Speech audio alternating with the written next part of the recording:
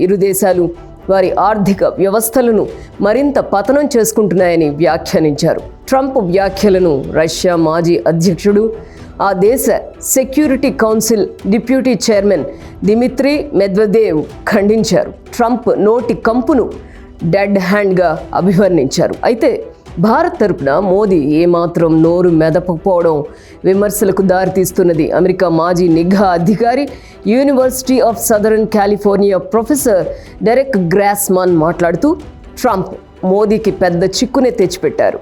టారిఫ్ల నిర్ణయంతో ఆయనకు పెద్ద నష్టం జరిగినట్టే. నాకు గుర్తున్నంత వరకు ఇదే అతిపెద్ద డ్యామేజ్. టారిఫ్ నిర్ణయంతో అమెరికా భారత్ మధ్య దౌత్య సంబంధాలు తెగిపోతాయని నేను అనడం లేదు, కానీ ఇకపై అమెరికాతో చేసుకునే ప్రతి డీల్లో భారత్ ఆచితూచి వ్యవహరిస్తుందని మాత్రం చెప్పగలను అని అభిప్రాయం వ్యక్తం చేశారు. అనుకున్నదంతా అయింది.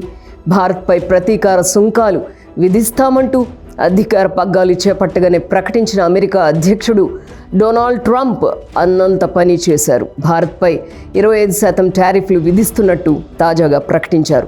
అంతటితో ఆగకుండా రష్యాతో వ్యాపారాన్ని సాకుగా చూపిస్తూ భారత ఆర్థిక వ్యవస్థను డెడ్ ఎకానమీగా పోల్చారు.